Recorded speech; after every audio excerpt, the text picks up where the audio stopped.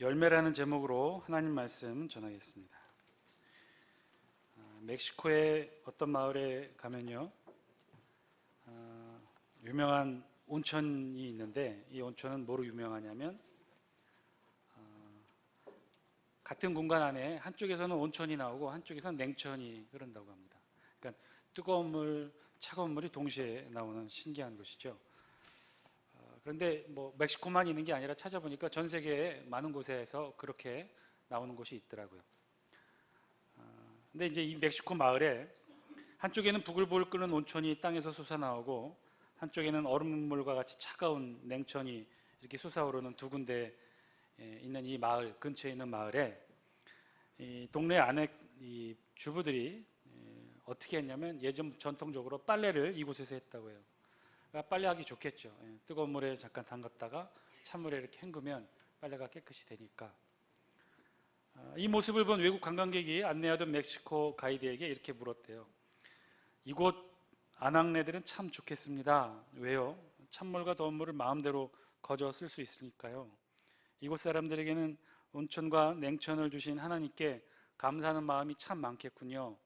그랬더니 멕시코 안내원이 가이드가 이렇게 대답했대요. 아니요, 천만에요. 이곳 아낙네들은요, 감사하기보다는 오히려 불평이 더 많습니다. 그건 왜일까요? 왜입니까? 그랬더니 이렇게 얘기하는 거예요. 비누가 나오지 않으니까 불평이 많습니다. 비누까지 나와야 되는데 비누가 안 나와서 불평한다는 거죠. 한 엄마가 7살 난 아이를 데리고 이웃집에 놀러 갔대요.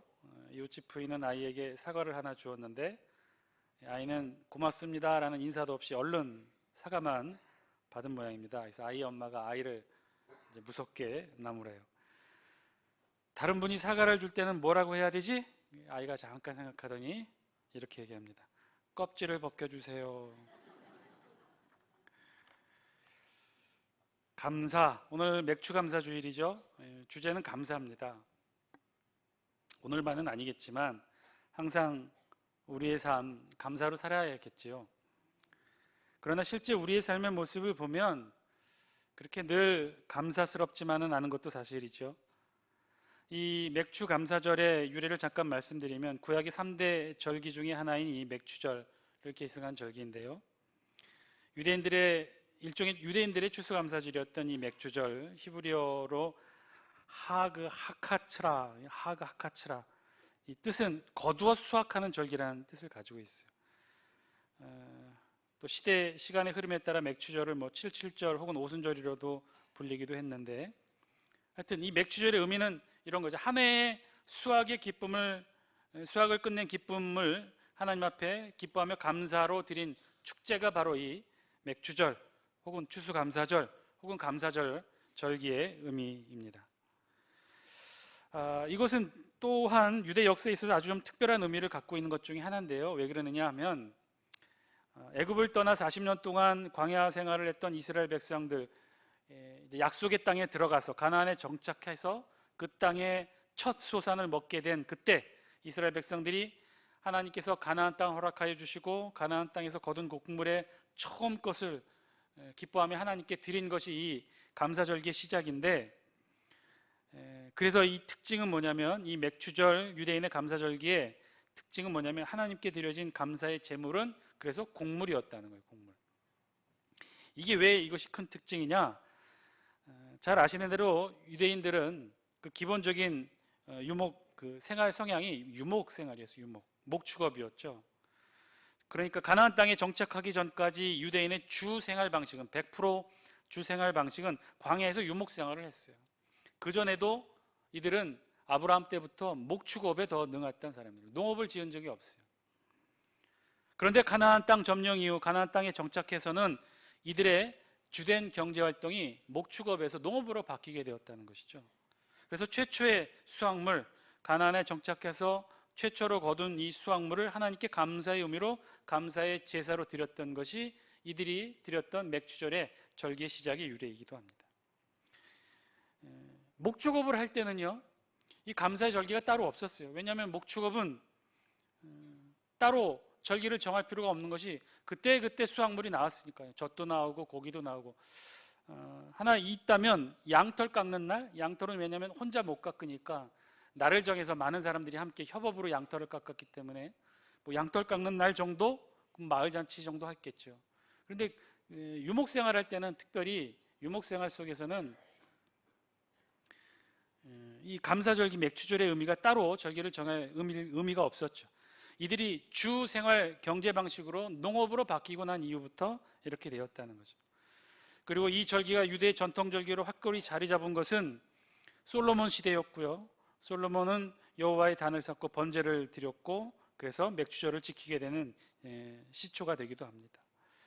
미국에서는요, 신대륙으로 이주한 청교도들에 의해 풍성한 수확을 주신 하나님의 은혜가 부각되면서 추수감사절이라는 명칭으로 불리게 되었고요. 우리나라에서도 일반적으로 추수감사 행사를 미국에서 유래한 감사절에 근거해서 지켜지고 있습니다. 그러나 이와는 별개로 맥추감사절은요, 이모작을 하였던 우리나라에서 보리 수확을 기념하는 절기로 정착되어 오늘까지 지켜져 오고 있습니다. 특별히 오늘의 우리에게 맥추감사절의 의미는 보리 수확의 추수의 의미로 지켜지고 있는데요, 요즘은 그 의미보다는 더 깊은 또 다른 신앙의 의미로 우리에게 지켜지고 있는데, 그것은 정확하게 이 맥추절을 지키고 있는 7월 첫째 주가 한 해의 반을 지내고 또 다른 반의 해에 남음을 의미하는 시간의 추수의 의미도 함께 있다는 거예요. 그래서 추수감사의 의미가 결과에 대한 감사의 의미가 짙다고 한다면, 이 맥추감사는 지금까지의 결과에 대한 감사보다는 앞으로 있을 미래에 대한 감사에 대한 의미가 더 강한 것이 이 맥추감사절의 특징이기도 합니다. 자, 그러나 어쨌든 뭐 이것저것 다 차치하더라도 맥추감사절이든 추수감사절이든 그 감사절기의 핵심은 감사에 있죠. 감사한다는 거예요. 그 감사의 의미는 변함이 없죠. 지금까지의 결과에 대해 감사를 하든 앞으로의 있을 일에 대해 감사를 하든 감사를 하는 것이 오늘 맥추감사절의 중요한 의미입니다. 그런데 사실 문제는요, 여기서부터 시작합니다. 만약에 이 감사인데요, 오늘의 주제가 감사인데 그렇게 질문이 되는 거죠. 도대체 무엇을 감사한다는 것일까? 어떤 것을 감사한다는 것일까? 만약에 우리의 두 손 안에, 지금의 우리의 두 손 안에 아무것도 없다면, 결실이 없다면 우리는 도대체 무엇을 감사할 수 있을까요? 좀 더 현실적으로 우리 두 손 안에 아무것도 없어도 우리 감사 고백을 할 수 있을까요? 왜 이런 질문을 하게 되냐면, 추수감사는요, 어찌됐든 그래도 눈에 보이는 결실들이 있어요. 감사의 결실이 있단 말이에요. 10월달, 11월달 되면 그래도 사과도 있고 다른 것도 있고 농작물도 있단 말이에요. 풍년이든 흉년이든 그래도 결실이 있는데, 이 맥추감사, 특별히 우리 한국에서의 맥추감사는 7월 첫째 주에 도대체 무엇이 결실이 있을까? 어떤 것을 보고, 두 손 안에 우리에 있는 어떤 것을 보고 하나님 앞에 감사의 고백을 지킨다는 말인가? 한 걸음 더 나아가 우리의 감사의 고백의 원천은 무엇인가? 우리가 하나님 앞에 감사하라 감사하라 그랬는데 도대체 우리는 무엇으로 하나님 앞에 감사를 하는 것인가? 감사의 참된 의미를 되돌아보게 되는 계기가 되는 것 또한 우리가 맥추감사주일에 반드시 짚고 깨달아야 될 중요한 의미가 되기도 한다는 것입니다. 즉, 감사란 무엇인가? 라는 질문에 우리 스스로 답을 해야 된다는 것이죠. 여러분, 감사란 무엇인가요? 도대체 우리가 무엇을 감사해야 된다는 것인가요? 여러분, 무엇 때문에 감사를 하십니까? 우리 두 손에 무엇인가 결과가, 열매가 들려 있으니 여러분 감사하시나요? 그래서 좋은 성과가 있고 좋은 결과가 있고 하다못해 우리 몸이라도 아프지 않고 사고라도 생기지 않아야 감사를 할 수 있다는 것 아닌가, 그렇게 생각하시는 분들 이 자리에 계시지 않습니까? 우리 대부분이 사실 그렇죠. 감사라는 것, 분명히 우리 두 손에는 무언가 들려 있어야, 우리 눈에 무언가 볼 수 있어야 나올 수 있는 고백이 우리 감사라고 생각하죠. 그렇다면 우리 두 손 안에 아무것도 들려 있지 않다면 우리는 감사할 수 없는 것인가? 감사의 참된 조건은 무엇인가? 우리는 무엇이 있어야 무엇으로 감사할 수 있을까? 오늘 우리가 함께 읽은 본문은요, 그 사실에 대해서 우리에게 말씀해 주고 있어요. 우리 다 함께 16절 말씀 같이 한번 읽어볼까요? 시작. 그들의 열매로 그들을 알지니 가시나무에서 포도를 또는 엉겅퀴에서 무화과를 따겠느냐. 아멘. 오늘 말씀 16절에 있는 말씀을 읽어보면요, 이렇게 기록되어 있어요. 그들의 열매로 그들을 알지니 가시나무에서 포도를 또는 엉겅퀴에서 무화과를 따겠느냐. 그들의 열매로 그들을 안다. 이 이야기는 무슨 얘기죠? 열매가 무엇이냐에 따라서 그들을 알 수 있다는 거예요. 즉 가시나무에서는 가시가 나와야지 가시나무에서 포도가 열릴 수 없다는 뜻이죠. 자, 그러면 16절 말씀만 보면 무엇이 중요하다는 거죠? 무엇이 중요하다는 겁니까? 열매가 중요하다는 거죠. 왜냐? 그 사람의 열매가 무엇이냐에 따라서 그 사람을 평가하는 기준이 된다는 거예요. 자, 오늘 말씀에 비추어 보면 여러분 우리의 모습 돌아보면 여러분의 열매는 무엇입니까? 지금 여러분 두 손 안에 담겨 있는 열매는 무엇입니까? 그 열매가 있다면 그 열매 상태는 어떠합니까? 풍성합니까? 풍족합니까? 만족스럽습니까?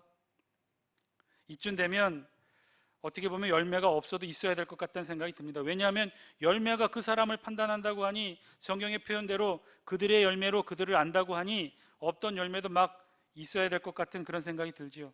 왜냐하면 이 16절의 말씀으로만 보면 열매가 중요하다고 말씀하는 것 같아요. 그런데요, 사실 오늘 말씀의 핵심은요, 이 16절이 아니라 그 다음 절에 있어요. 17절과 18절의 중심에 있어요. 우리 다 함께 17절, 18절 말씀 같이 함께 읽겠습니다. 시작. 이와 같이 좋은 나무마다 아름다운 열매를 맺고 못된 나무가 나쁜 열매를 맺나니 좋은 나무가 나쁜 열매를 맺을 수 없고 못된 나무가 아름다운 열매를 맺을 수 없느니라. 아멘. 자, 열매가 그 사람을 평가한다. 맞다. 그것이 중요하다. 열매가 중요하다. 그런데 열매에는 두 종류가 있다는 거예요. 아름다운 열매와 나쁜 열매가 있다. 좋은 열매와 나쁜 열매가 있는데 그들의 열매가 각각 그들을 나타낸다. 나무들을 나타낸다는 거예요. 즉 좋은 열매는 좋은 나무에서만 나고 나쁜 열매는 못된 나무, 나쁜 나무에서만 나게 된다는 것이라는 거예요. 그러므로 좋은 열매를 맺기 위해서는 어떻게 된다는 거예요? 핵심이 뭐예요?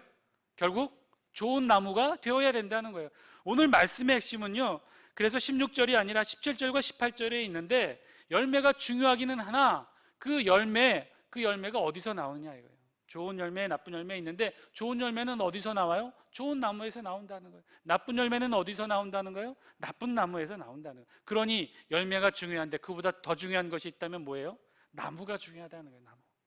먼저 좋은 나무가 되어라. 좋은 열매를 맺기 위해서는 좋은 나무가 되어야 한다. 좋지 못한 나무는 절대로 좋은 열매, 아름다운 열매를 맺을 수 없다는 거예요. 열매가 그래서 중요하다는 거예요. 열매가 정말로 중요한데 그들의 열매로 그들을 알지니 열매가 중요하다. 그러나 그 중요한 열매 그냥 생기는 것이 아니다. 그냥 하늘에서 떨어지는 것이 아니다. 그저 운이 좋아서 복권에 당첨이 되듯이 그냥 하는 일마다 대박을 터뜨리고 투자하는 것마다 몇 배의 수익을 내고 심는 모종마다 잘 자라서 풍년이 되는 것, 그런 거 아니라는 거예요. 그런 거 없다는 거예요. 오직 열매의 좋고 나쁨은요, 열매의 풍성함의 유무는 어디에 있느냐? 그 열매를 맺는 나무의 상태에 따라 달려있다. 열매는 운이 좋아서 열매 맺는 것이 아니라는 거예요. 나무가 좋으니까, 나무가 튼실하니까, 나무가 잘 자라니까, 그러니 그 좋은 나무에서 당연히 좋은 열매가 맺는 것이라는 거죠. 운이 좋아서, 재수가 좋아서 어떤 새로 나온 특별한 농약의 효능이 가시나무에서 포도를 열매 맺게 하지는 못한다는 거예요. 그런 일은 일어나지 않는다는 거예요. 포도나무니까 포도를 맺는다는 것이죠. 포도나무가 튼실하니까 좋은 포도를 열매 맺는다는 거예요. 그래서 열매가 중요하지만 더 중요한 건 뭐다? 나무가 중요하다. 그러니 좋은 나무마다 아름다운 열매를 맺고 못된 나무가 나쁜 열매를 맺는다는 거예요. 반대로 좋은 나무가 나쁜 열매를 맺을 수 없고 못된 나무가 아름다운 열매를 맺을 수 없다는 것이죠. 그러니 나무가 중요하다는 거예요. 좋은 열매를 맺기 위해서는요, 반드시 좋은 나무여야 된다는 거예요. 사랑하는 장숙회 성도 여러분, 오늘 말씀을 통해 들려주시는 하나님의 음성을 저와 여러분들이 마음의 신비에 새길 수 있게 되길 바랍니다. 지금 여러분 두 손 안에 한번 보시기 바랍니다. 우리 두 손 안에 풍성한 열매가 지금 있습니까? 기대에 미치는, 우리가 기대하고 소망하는 그런 풍성한 열매를 지금 여러분 가지고 계십니까? 혹시 그러지 못해서 풍성한 열매가 없어서 기대에 못 미치는 결실과 열매로 실망하고 낙심하고 계십니까? 그래서 우리의 입에서 감사의 고백이 잘 나오지 못하고 있습니까? 아니, 열매는 고사하고 고통과 근심으로 우리 입술이 한숨으로 가득 차 있지는 않습니까? 오늘 말씀을 통해 그렇다면 저와 여러분 하나님의 음성을 들을 수 있기를 바랍니다. 오늘 말씀은요, 우리에게 아주 중요한 사실을 알려주고 있어요. 그것은요, 좋은 열매, 아름다운 열매, 풍성한 열매의 결실은요, 오직 좋은 나무에서 나온다고 했어요. 즉 좋은 나무가 좋은 열매를 맺는다는 것이죠. 사랑하는 장수교 성도 여러분, 우리 두 손에 열매 없음에 낙심하지 말고, 그래서 우리 모두가 좋은 나무임을 감사할 수 있는 저와 여러분 되시길 바랍니다. 비록 지금 우리의 손에는요, 좋은 열매 부족하겠지만, 풍성한 열매는 없겠지만, 언젠가 반드시 좋은 열매로 우리 두 손 안에 가득 차게 될 것입니다. 왠지 아십니까? 저와 여러분 우리 모두는 이미 좋은 나무가 되었기 때문에 그래요. 예수 그리스도를 통해 접붙여진 충분히 좋은 나무이기 때문에 그렇다는 거예요.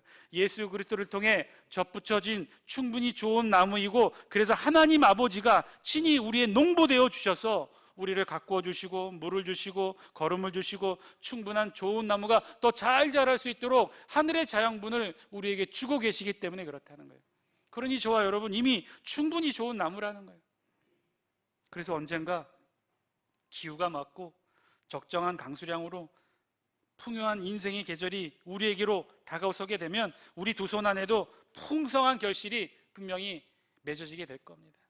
한없는 풍성한 열매로 우리 두 손이 가득 채워지게 될 거예요. 하나님이 가꾸시고 키우시는 좋은 나무인데 어찌 풍성한 열매 맺지 않겠습니까? 아까도 말씀드렸잖아요. 이건 하나님의 변함없는 순리의 법칙이에요. 좋은 나무가 좋은 열매 맺게 되어 있어요. 나쁜 나무가 좋은 열매 맺지 못합니다. 나쁜 나무가 풍성한 열매 맺지 못합니다. 그런 운은 이 세상에 없어요. 그래서 지금 비록 우리 열매가 부족하고 우리 마음에 차지 않지만 그래도 우리 감사할 수 있습니다. 감사의 고백을 외칠 수 있어요. 왜요? 우리는 이미 충분히 좋은 나무이기 때문에. 그래서 이제는요, 우리의 감사의 조건을 바꿔야 됩니다. 우리 두 손 안에 무엇인가를 보고 감사를 결정하는 그런 감사의 고백이 아니라 이미 우리 자신이 충분히 좋은 나무가 되었음을 늘 감사할 수 있는 신앙, 그런 신앙의 소유자가 되시길 바랍니다. 그저 우리 두 손 안에 무언가 쥐어져야 그것 붙들고 감사하는 것이 아니라, 그저 우리 두 손 안에 무엇인가 움켜쥐어야 그것 붙들고 감사할 수 있는 신앙이 아니라, 그런 거 없어도, 아니 그런 것이 우리의 감사의 조건이 되지 않음을 우리의 감사의 고백을 통해 저와 여러분 하나님 앞에 고백하실 수 있는 귀한 신앙의 소유자 되시길 바랍니다. 더 좋은 열매, 더 아름다운 열매, 더 크고 위대한 열매, 저와 여러분 좋은 나무이기 때문에 충분히 맺을 수 있다는 거예요. 당연히 맺을 수 있다는 거예요.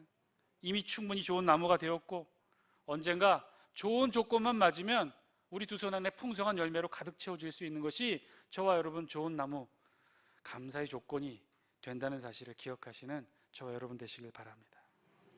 오늘 성경은요, 그래서 우리에게 말씀하시죠. 아름다운 열매, 더 좋고 더 많은 열매 맺을 수 있는 더 좋은 나무가 되었음을 이제 감사하라.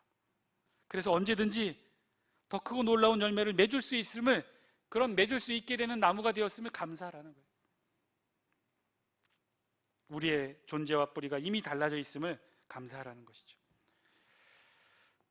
미국의 소설가 오웬리의 작품 가운데 추수감사절의 두 신사라는 글이 있어요. 짧은 단편 소설인데요. 이 소설에 보면요, 추수감사절마다 유니온 스퀘어 광장 벤치에 두 사람이 만난다고 합니다. 한 사람은 잘 차려입은 노신사이고요, 한 사람은 거지였어요. 거지, 노숙자였어요. 이 두 사람이 해마다 이 추수감사절이면 꼭 그 유니온 스퀘어 광장에 있는 그 벤치에 꼭 두 사람이 만나요. 만나서 무슨 일을 하느냐, 이 노신사가 이 거지에게 밥을 사주는 거예요. 좋은 식당에 들어가서 아주 근사한 저녁을 대접합니다. 충분히 먹고 남을 만한 아주 좋은 식사를 대접해요. 노인은 그런 이 거린이 말없이 허겁지겁 먹는 식사를 물끄러미 지켜만 보고 있어요. 그리고 식사가 다 끝나면 그 음식값을 이 노인이 다 지불하고 그리고 헤어져요. 그리고 언제 만나느냐, 다음에 추수감사절에 다시 만나요. 이러기를 계속 반복하다가 어느 날, 이 소설에 보면요, 이 단편 소설의 마지막에 보면 그렇게 기록이 되어 있어요. 어느 날 만나서 함께 풍성한 식사를 했는데 그만 이 거린이 배탈로 질식해서 병원에 실려오게 됩니다.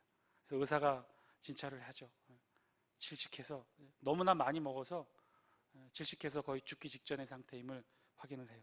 그랬는데 또 한 명의 노인이 병원으로 실려와요. 응급실로 와요. 알고 보니 이 거린에게 해마다 풍성한 식탁을 대접했던 이 거린, 이 노신사가 마찬가지로 들어옵니다.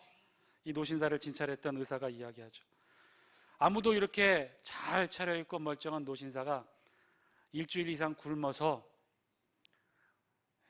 영양실조로 누워서 오게 될 것은 아무도 겉모습 보고는 몰랐을 것이라고 그렇게 판단을 하죠. 이 노신사는요, 해마다 이 일을 해왔던 거예요. 자신의 생활비도 부족했지만 해마다 이 추수감사절 때 누군가를 대접하고자 하는 약속의 마음을 하나님과 했기 때문에 이 약속을 지키기 위해서 그 한 끼 식사를 그 거린에게 사주기 위해 며칠을 굶었던 거죠. 그러기를 반복하다가 결국 그 해에 이 노인도 병원 응급실에 실려오게 되었다는 거예요.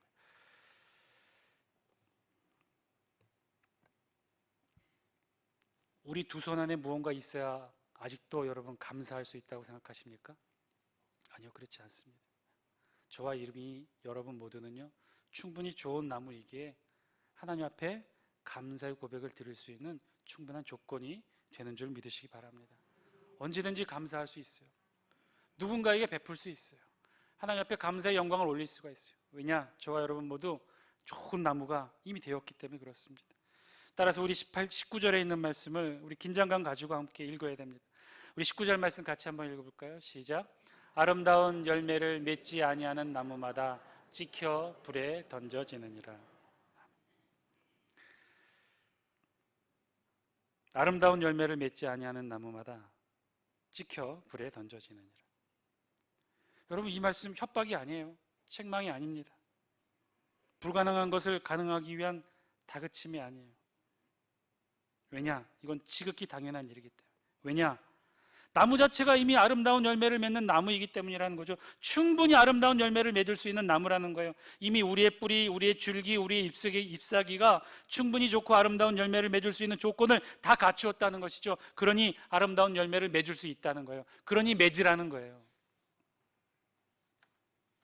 그런데도 열매를 맺지 못한다면, 그런데도 좋은 열매를 맺지 못한다면 농부이신 우리 하나님이 심판하시겠다는 것입니다.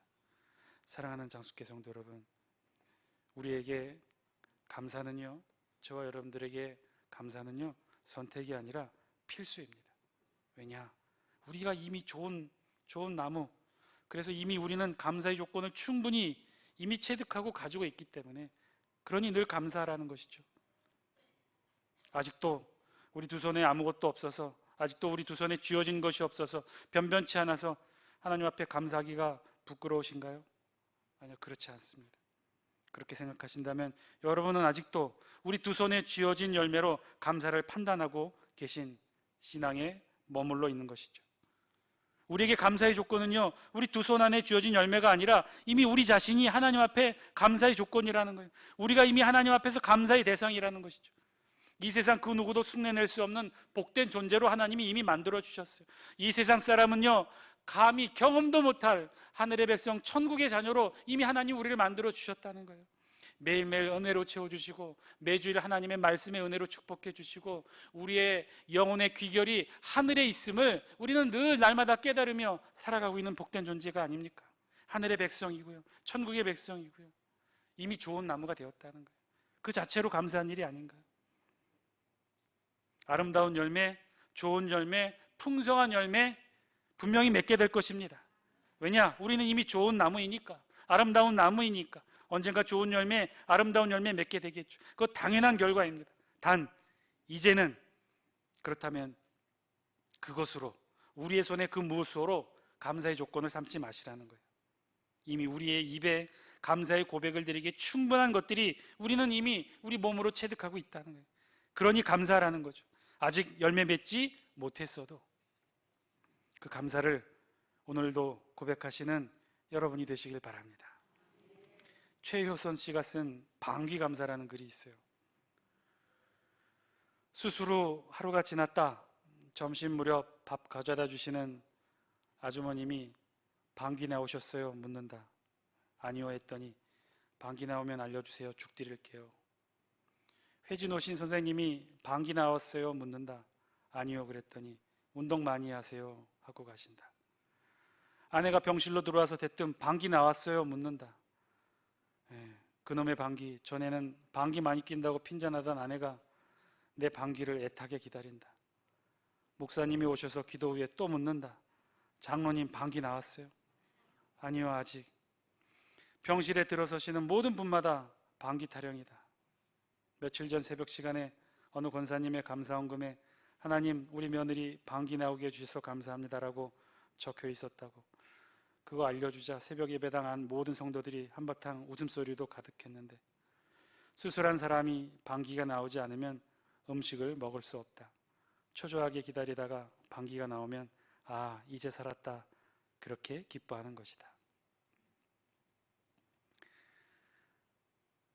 사랑하는 장숙회 성도 여러분, 지금 우리 모습, 지금까지 인도해 주시고 지켜주시고 오늘 이 자리에 있게 하신 것, 어쩌면 그것이야말로 우리가 누리고 고백할 수 있는 최고의 감사의 조건이 아닐까요? 그저 지금 모습 그대로 지켜주시고 인도해 주시고 보호해 주시고 우리 자녀들 부족하지만 지금 잘 자라게 지켜주시고, 세상에 그 온갖 사건과 사고의 소식들 많지 않습니까? 그 많은 사건과 사고 속에서도 우리를 이렇게 지켜주시고, 그것이야말로 우리가 누릴 수 있는 최고의 감사이고, 어쩌면 정말로 그것이야말로 우리 눈에는 잘 보이지 않지만 그것이야말로 우리 두 손 안에 있는 최고의 열매가 아닐까요? 지금 이 모습 이대로 붙들어 주신 것, 그것이 최고의 열매이고 그것이 우리의 최고의 감사의 조건이 아닐까요? 다시 눈을 돌려 지금 여러분의 저와 우리의 두 손을 보시길 바랍니다. 혹시 그동안 보지 못했던 우리 두 손에 최고의 열매가 이미 우리 두 손 안에 있지는 않는지 다시 한번 찾아보고 하나님 앞에 감사의 고백으로 나오시는 저와 여러분들의 오늘 맥주 감사주일이 되시기를 주의 이름으로 간절히 축원드립니다. 기도하겠습니다.